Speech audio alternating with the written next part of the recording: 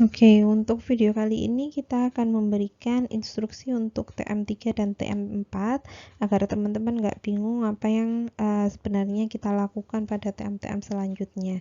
Kalau teman-teman kemarin di TM1 dan 2 adalah gambaran umum tentang perencanaan program kesehatan, kemudian di TM2 kita mengidentifikasi apa saja program kesehatan yang sudah ada, bagaimana kendalanya. Pada TM ketiga dan TM keempat ini adalah membantu teman-teman untuk punya landasan untuk melakukan sebuah analisis situasi dan juga termasuk perencanaan program intervensinya.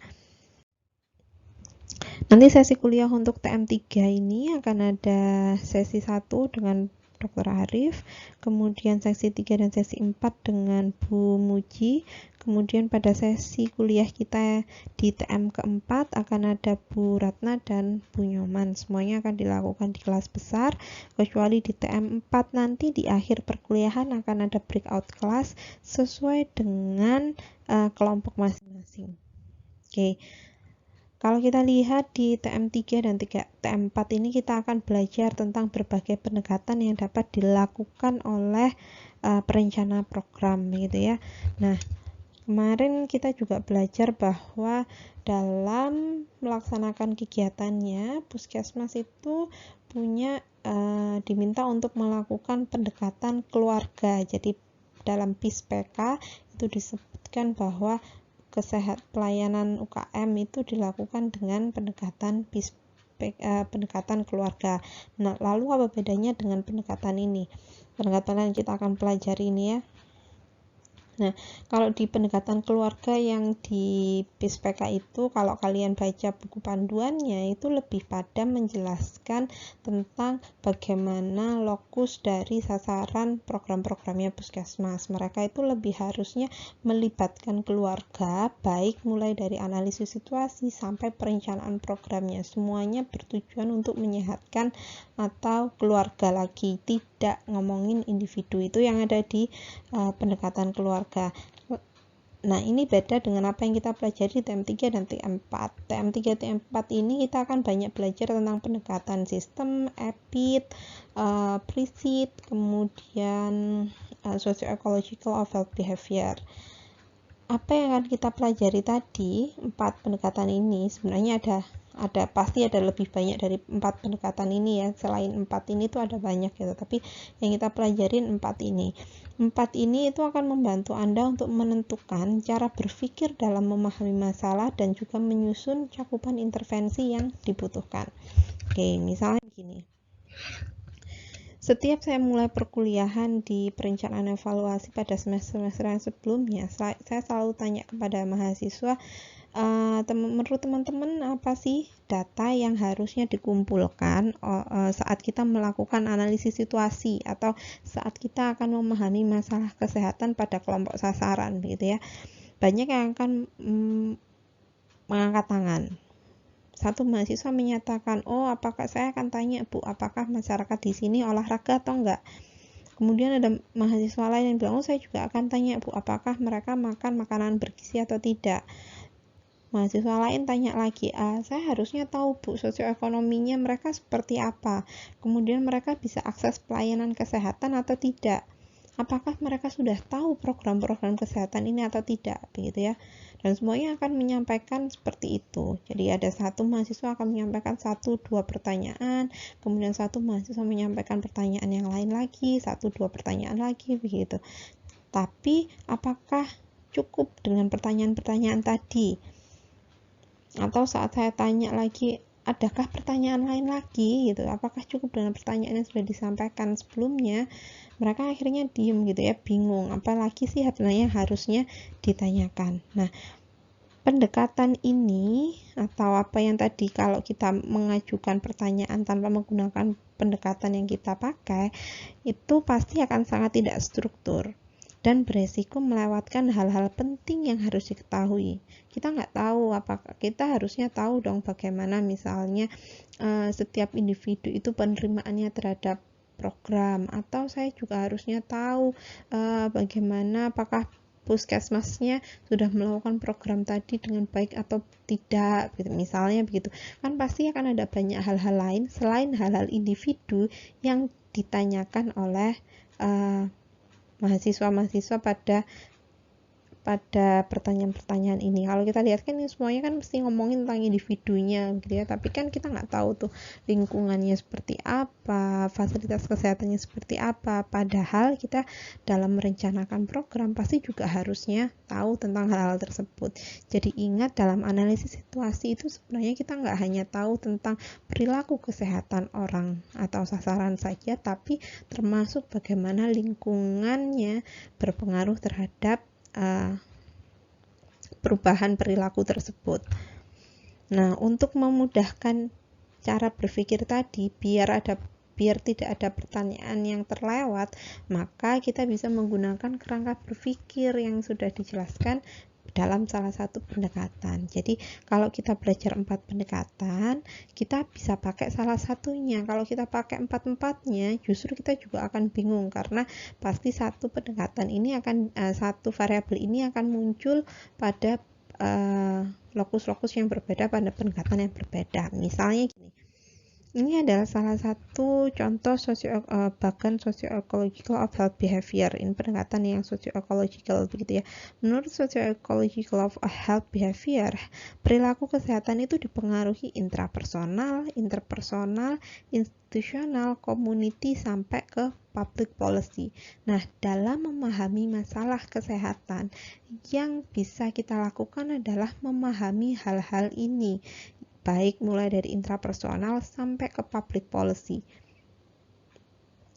Pada intrapersonal apa sih yang harusnya kita tahu? Oh, kalau di intrapersonal, menurut model ini saya harus tahu pengetahuannya mereka terhadap masalah kesehatan tadi seperti apa, pengetahuan terhadap programnya seperti apa, attitude-nya seperti apa, kemudian skill, development history atau perkembangan masalah yang mereka hadapi begitu ya, yang sifatnya adalah intrapersonal, hanya orang tadi yang tahu. Tapi selain itu, perilaku kesehatan itu sebenarnya juga dipengaruhi oleh yang interpersonal. Jadi saya harus tahu juga formal dan informal support systemnya seperti apa, social networknya seperti apa, dan lain sebagainya, sampai semua pertanyaan atau informasi ini kita dapatkan dengan lengkap dan rinci, kita bisa memahami masalah kesehatan itu secara menyeluruh. Kalau kita nggak pakai pendekatan ini, bayangkan gitu ya, kayak tadi saya harus tahu apa, kan jawabannya akan bermacam-macam dan akan cenderung terlewat. Ada pertanyaan-pertanyaan yang harusnya kita ketahui tapi nggak kita tanyakan gitu. Nah, kalau kita pegang salah satu pendekatan, kita bisa tahu apa saja yang harusnya saya ketahui tentang masalah kesehatan tersebut. Itu gunanya pendekatan. Lalu sumber informasinya saya dapatkan dari mana gitu. Kalau intrapersonal, misalnya knowledge, pengetahuan, berarti apa yang harusnya saya lakukan? Yang paling cocok mungkin adalah menanyakan secara langsung atau kita tes ke orang yang menjadi sasaran. Atau kalau saya ingin tahu tentang faktor institusional, berapa banyak sih sumber daya yang dimiliki oleh institusi, misalnya begitu. Yang bisa Anda lakukan apa? Sumber informasinya apa? Anda harusnya bisa menentukan setelah Anda tahu variabel yang harus Anda ketahui apa gitu ya. Kalau saya ingin tahu SDM, berarti mungkin saya lebih cocok menggunakan data sekunder daripada saya tanya ke salah satu dari tenaga kesehatan tadi. Mungkin salah satu dari tenaga kesehatan tadi kalau diwawancara bisa menjawab, tapi kan sifatnya subjektif untuk tenaga kesehatan tadi. Nah, akan lebih baik, lebih valid informasinya kalau saya dapatkan dari sebuah data sekunder. Jadi, pengambilan data yang dilakukan dalam analisis situasi tidak harus menggunakan pengumpulan data primer, bisa juga menggunakan data-data sekunder. Selain itu, kalau Anda baca di Permenkes 46 tentang manajemen puskesmas, di situ disebutkan bahwa puskesmas sudah banyak survei-survei yang dilakukan begitu. Anda sebenarnya kalau punya akses ke puskesmas, Anda juga bisa menanyakan berdasarkan data tadi. Jadi tidak perlu melakukan pengambilan data primer. Sayangnya untuk semester ini karena keterbatasan kita karena pandemi, nanti mungkin akan ada penyesuaian dan mungkin kan Anda tidak akan bisa ke puskesmas. Kalau dulu saat semester lalu mahasiswa kita bekali surat tugas untuk mereka bisa menanyakan atau mengunjungi secara langsung puskesmas untuk menanyakan hal-hal yang sifatnya bersifat data sekunder atau pengambilan data primer dengan sasaran tenaga kesehatan. Oke, jadi pendekatan ini juga sebenarnya tidak hanya untuk membantu Anda melakukan analisis situasi, tapi juga menyusun intervensi, menentukan indikator MONEF, dan lain sebagainya.